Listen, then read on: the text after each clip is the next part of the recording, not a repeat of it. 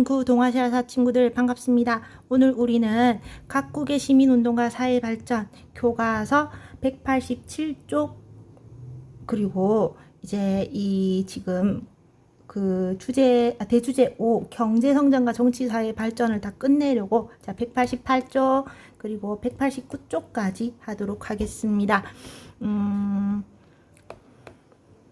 자, 여러분 쌈박하게 끝날 것 같아요. 자, 그러면 187쪽의 자료 2 보도록 하겠습니다. 호주제 폐지 시민연대 발족. 지금 보니까 호주제 폐지 운동을 여성운동단체뿐만 아니라 시민사회 운동단체들이 호주제 폐지를 위한 시민연대를 발족시켰대요. 호주, 여러분 가가호호 집의 주인이 남자 아빠라는 뜻이에요. 이 단체는 호주제가 민주적이고 개방된 가족문화 형성을 가로막는다는 인식하에 폐지운동을 적극적으로 펼쳐나가기 위해 결성되었다. 그 2000년에 호주제 폐지 시민연대가 발족했는데, 자, 호주제가 언제 폐지됐대요? 2005년에 폐지됐대요. 여러분, 그래서 2005년에 폐지돼서 그게 이제 민법이 개정되면서 2008년 1월에 이제 적용되었다고 합니다. 그러면 관련 이거 영상 유익한 거 보여드리도록 할게요. 현행법에서 상징적인 의미로만 남아있다고 합니다. 시를 기준으로 가족관계를 표시하는 호주제는 일제 때 만들어져서 지금까지 이어지고 있습니다. 현행법에서 상징적인 의미로만 남아있다고 말하지만 실질적으로 호주제로 피해를 입고 있는 여성들은 외면당하고 있습니다. 문소연 기자가 보도합니다. 100여 개 시민여성단체가 연대해 호주제 폐지에 본격적으로 나섰습니다. 이들이 주장하는 호주제의 최대 피해자는 점차 증가하는 이혼이나 재혼, 미혼모 가구의 자녀들. 호주제는 이혼 가정의 자녀가 어머니와 함께 살 경우 법적으로 서로 가족이 아니라 동거인 관계로 규정합니다. 그쪽은 어떤 책임도 아이들에게 주지 않는데도 불구하고 법적으로는 그쪽으로 가한테 양육권이나 그런 것이 다 있는데도 불구하고 아이들과는 동거인 관계다. 그게 너무 참스러워. 특히 재혼의 경우 자녀들 간이나 아버지와 성씨가 다르다는 이유로 아이들은 영문도 모른 채 놀림을 당하고 상처를 받습니다. 당연한 걸로 생각을 하고 있었는데 지나가면서 유인물 보고 그래 보니까 이게 특정 시점에 만들어진 거고 하나의 공고화된 제도화 된 거더라고요. 그러나 유림들은 이혼이나 재혼을 한 일부 여성의 자녀들 때문에 전통 질서를 해체해서는 안 된다며 폐지론에 맞서고 있습니다. 이혼이라고 그러는 건 어린이에게는 청천벽력 같은 불행입니다. 그걸 성을 바꿔서 새아버지가 자기 성으로 한다고 해서 행복해질 수는 없어요. 이에 대해 호주제는 일제 때 도입됐고 지금은 일본에서마저 폐지돼 우리나라를 빼면 전 세계 어디서도 찾아볼 수 없는 제도라고 여성단체는 반박합니다. 현실의 가족 형태를 반영하지 못하고 있는 것이 호주제도이고 오히려 남자를 낳아야 된다라는 이런 어떤 정신적이고 육체적인 고통 때문에 가족이 더욱 해체되고 있다고. 시민연대는 지난 주말 국회에 호주제 폐지 청원을 한 데 이어 호주제 위헌 소송도 곧 제기할 예정입니다. MBC 뉴스 문소연입니다. 현재 남성 중심, 맏아들 중심의 가족 제도에서 양성 평등 요구를 획기적으로 반영. 네, 다음 뉴스입니다. 우리나라 가부장 문화의 상징 호주제가 마침내 폐지됐습니다. 이제 3년 뒤부터는 현행 호적 등초본이 없어지고 본인을 중심으로 한 새로운 신분 등록제가 도입됩니다. 정말 엄청난 변화입니다. 어떻게 달라지는지 문소현 기자가 정리해드리겠습니다. 호주제 폐지안이 국회 본회의에서 찬성 161표, 반대 58표, 기권 16표로 통과됐습니다. 이에 따라 아버지와 남편, 아들 중심의 현행 호적 등초본은 사라지게 됩니다. 여성이 태어나면 아버지, 결혼하면 남편, 남편이 사망하면 아들의 호적에 소속될 필요가 없어진 것입니다. 대신에 남녀 모두 나를 중심으로 한 새로운 신분 등록부를 갖게 됩니다. 내가 중심이기 때문에 본인의 신분 변동만 기재될 뿐 지금처럼 부모의 이혼, 재혼 등은 기록되지 않습니다. 또 여성은 결혼하더라도 자신의 신분 등록을 그대로 유지할 수 있게 됐습니다. 자녀도 지금처럼 반드시 아버지의 성과 본을 따르지 않아도 됩니다. 혼인신고 때 부부가 합의하면 어머니의 성도 쓸 수 있도록 했습니다. 또 어머니가 재혼했을 경우 법원 허가를 받으면 새아버지의 성을 따를 수도 있게 돼 이혼 가정의 자녀들이 서로 다른 성을 쓰는 데서 오는 상처도 줄일 수 있게 됐습니다. 입양한 자녀도 양아버지의 성을 따르고 친자식으로 기록하는 친양자 제도도 도입됩니다. 호주제 폐지를 골자로 한 민법 개정안이 국회에서 통과되자 1958년 민법 제정 이후 줄곧 호주제 폐지를 주장해온 여성계는 일제히 환영했습니다. 우리 사회의 가부장 문화를 강화 온전시켜온 호주제가 드디어 역사 속으로 사라지게 되었습니다. 호주제 폐지에 따른 새로운 신분 등록 제도는 3년간의 준비 기간을 거친 뒤 오는 2008년 1월 1일부터 시행됩니다. 다만 동성동본 혼인 금지와 이혼 후 6개월 동안 여성의 재혼을 금지하는 규정은 법 통과와 동시에 폐지됐습니다. MBC 뉴스 문소연입니다. 여러분, 영상에서 호주제가 2008년부터 폐지돼서 이제 각각 개별적인 호적을 갖게 되었다라는 거 보게 되었습니다. 이전에는 그 여자는 아버지의 호적에 등록되었다가 결혼하면 이제 남편의 호적에 등록되고, 이제 그 남편이 죽으면 또 아들의 호적에 등록되는 그런 상황이었는데, 이제 그 집안의 주인이 남자다라는 게 폐지돼서 각각 개별적인 호적을 갖게 되었다라는 그런 내용이었어요. 자, 그리고 이제 일본에서도 지금 자료 3과 같이 여성의 권리를 찾기 위한 시민운동, 이거 일본은 좀 희한하죠. 그 서양인처럼 결혼하면 남편의 성을 따른대요. 그래서 수백 년 내려오던 이 전통을 바꾸기 위해서 일본 여성들은 부부 별성제 도입 운동을 진행하고 있답니다. 자, 그래서 지금 이 부분도 여러분 최신 뉴스 4개월 전 뉴스 보여드릴게요. 결혼과 동시에 부부가 같은 성을 쓰도록 강요하는 나라, 바로 일본입니다. 이 때문에 결혼을 꺼리는 경우도 많은데요. 반세기 넘게 법 개정을 요구해왔지만 정치권의 외면에 특히 일본 국민들, 여성들의 고통이 계속되고 있습니다. 도쿄에서 신지영 특파원이 보도합니다. 함께 살아온 지 31년째. 하지만 이들은 법률상 부부가 아닙니다. 혼인신고를 하려면 둘 중 한 명은 성을 바꿔야 하는데 두 사람 모두 원치 않아 사실혼으로 남았습니다. もうじき変わるだろうと、それを待って法律婚をしようというようなことをお互いに決めた。 법적으로 권리를 인정받지 못하다 보니 곤란한 때가 한두 번이 아닙니다. 手術をするときに同意が必要っていうときに事実婚だと家族じゃないからその同意書へのサインができない。 일본에선 1898년 서구 문물의 영향으로 부부가 같은 성을 쓰는 법이 생겼습니다. 하지만 정작 서구권에선 남편 성을 쓸지는 여성의 선택사항이 된 지 오래고 법으로 강제하는 나라는 일본뿐입니다. 남편이 아내 성을 따라도 되지만 그런 경우는 거의 없습니다. 소프트웨어 개발 회사를 운영 중인 아오노 씨. 드물게 아내 성을 따랐지만 사업을 할 땐 결혼 전의 성을 그대로 쓰고 있습니다.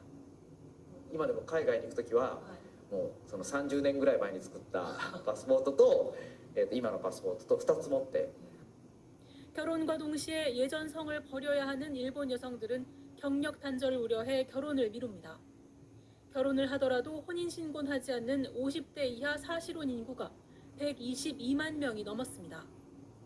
여성에게 이름 선택권조차 주지 않으면서 출생률을 높이는 데 수십조 원을 쓰고 있다는 비판이 나오지만 보수 정치권은 부부가 성이 다르면 가족 간 유대감이 떨어지고 아이들 정체성에 혼란이 온다고 반대합니다. 女性にも男性と同じ権利があるということに国民が気がついてしまったら、女系天皇が生まれる機運を作るからダメだというようなことを言ったんですね。 일본 최대 경제단체인 게이단連마저 부부 별성 선택권 도입에 찬성하고 나섰지만 법 개정까지는 여전히 요원한 실정입니다.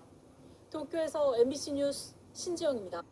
자, 그래서 일본은 이제 메이지 유신 이후에 서양처럼 이제 여자가 남자 성을 따르는 식으로 이제 부부가 똑같은 성을 따라야 한다라는 걸 아예 법으로 강제해서 지금 서양은 그냥 개인의 선택으로 이제 남편의 성을 따를 수도 있고 안 따를 수도 있지만은 지금 일본은 법으로 이걸 강제하고 있다. 유일하게 전 세계에서 유일하게 강제하고 있다. 그것도 이제 주로 이제 여자가 남자성을 따르는 식이지 뭐 남자가 여자성을 따르는 건 거의 없다. 그래서 이제 그 따를 수도 있고 안 따를 수도 있게 선택적 부부 별성제 소송을 막 벌이고 있다는 그런 뉴스였습니다. 자, 이렇게 동아시아 시민단체들은 다양한 형태로 협의기구를 구성해서 여러 사회 문제를 해결하고 있습니다. 그래서 우리나라는 호주제가 폐지됐고 일본에서도 이제 여성들의 성착취 운동이 활발하게 벌어지고 있다. 자, 그러면 동아시아 각국의 시민운동이 활발해진 배경 무엇일까? 자, 시민운동은 민주주의가 발전하면서 활발해졌다. 자, 정치민주화가 진전되면서 산업화와 같이 경제성장 과정에서 지나쳤던 여러 사회 문제가 주목받았기 때문이다. 자, 노동, 도시, 환경오염, 여성차별, 다문화 같은 문제에 적극적으로 대처하고자 다양한 사회운동이 전개되고 있습니다. 그럼 시민단체가 연대가 이렇게 활발해진 배경은 무엇일까? 자, 이거 이 연대가 활발해진 배경은 각국이 맞닥뜨리고 있는 다양한 사회 문제는 한국과의 문제이기도 하지만, 자, 자료 4 이런 거는 여러분 동아시아 탈원전 자연 에너지 네트워크 발족 이런 건 여러 나라에서 공동으로 나타나는 문제다. 자, 그래서 여러분 동아시아 탈원전 자연 에너지 네트워크 이거요.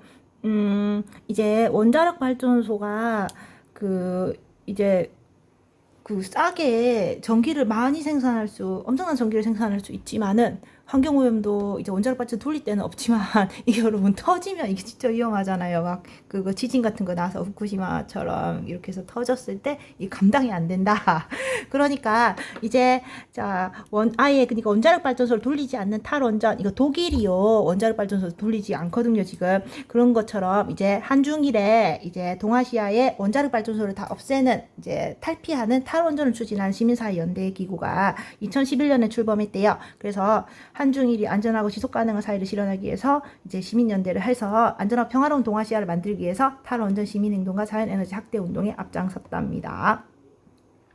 자, 근데 이게 여러분 문재인 정부 때는 이제 탈원전에 박차를 가했는데 또 윤석열 때는 이제 원자력 발전소 그대로 돌리겠다는 식으로 해서 이게 또 중단됐다가 지금 또 새롭게 정부가 바뀌었죠. 이제 어떻게 되는지는 앞으로 두고 봐야 될 일이에요.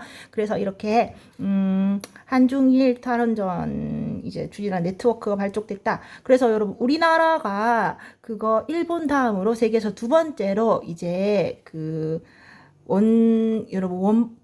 원자폭탄 피해 국가잖아요. 그래서 이게 여러분 제가 며칠 전에 뉴스를 봤는데 뉴스에 이제 우리나라 원폭 피해 입어서 이제 그게 그대로 유전돼서 뭐 2세 3세 이렇게까지 고통받는 뭐 뉴스 이런 게 있더라고요.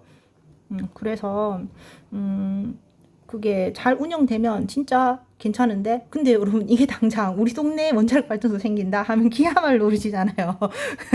시한폭탄 안고 있는 것 같고. 그래서 참 딜레마죠. 네, 이런 거. 그래서 자, 여러 국가가 같이 네트워크를 형성해서 연대를 하면서 사회 문제를 해결하려고 한다. 그래서 환경오염, 뭐 이주노동자 이런 문제를 공동으로 해결하는 그런 연대 활동이 모색되고 있다. 그렇답니다. 동아시아 각국의 시민사회에 간 연대 사례를 찾아 소개해보자. 그래서 뭐 아시아 평화 역사교육연대, 우리 한중일 이거 여러분 역사적으로 서로 막 얽히고 설키고 막 그렇잖아요. 그래서 이제 아시아 공동의 역사 인식을 다지기 위해서 이런 한중일의 역사교육연대도 있다고 합니다. 자, 여러분 넘어가서 이제 다문화 사회. 자, 이거 조선 건국공신이 된 여진족 기하자 이지란, 또 이거 최초로 기하자 출신 국회의원 비례대표로 이제 우리나라 새누리당 국회의원이 된 이자스민 이 사람. 그러니까 실제로 우리가 여러분 한민족이 아니다, 단일혈통이 아니다, 여러분 이제 외국인들이 막 다 얽히고 설켜 있다라는 건데, 여러분 제가 귀가 엄청 작아요. 이거 귀가 작은 게 이제 북방에서 온 거잖아요. 왜냐면 귀로 이렇게 열이 막 빠져나가니까 사막 여우는 귀가 엄청 크죠. 빨리빨리 열을 빼려고. 근데 북극 이런 데 사는 여우는요 귀가 되게 작잖아요. 제가 귀는 작아서 이제 북방개는 맞는데 또요 입술은 또 두꺼워요. 입술 두꺼운 건 이제 여러분 남방개의 형태거든요. 저도 섞여 있어요. 이런 식으로 여러분도 보면 여기저기 섞인 형태가 막 나올 겁니다. 자, 그리고 무엇이 한국 문화일까? 자, 그래서 이거 우리나라 문화는 서로 이제 인정하고 공존하기가 노력의 산물이죠. 모든 나라 문화가 마찬가지입니다. 그 중국과 인도에서 출발해 한국으로 건너 고유한 문화가 된 유교와 불교, 서양의 악기, 음계에 기초하지 오늘 세계인 사랑 맞는 K-팝. 자, 이런 게 모두 한국의 문화다. 그래서 이거 이렇게 이게 여러분 이게 그 삼성각이라고 해서요. 3명의 성인이 모셔져 있는데 이게 그거 우리나라의 그 토착 산신령 있죠. 그 산신령이랑 불교랑 이렇게 합쳐져서 이제 불교 융합을 잘 보여주는 삼성각. 자, 그리고 오늘날 세계 문화로 거듭난 K-팝. 특히 이런 K-팝 데몬 헌터스 그 넷플릭스 그 때문에 우리나라 이런 K-팝이 완전 전 세계 한류가 휩쓸고 있잖아요. 자, 그래서 오늘날 다문화 사회를 어떻게 맞이해야 될까?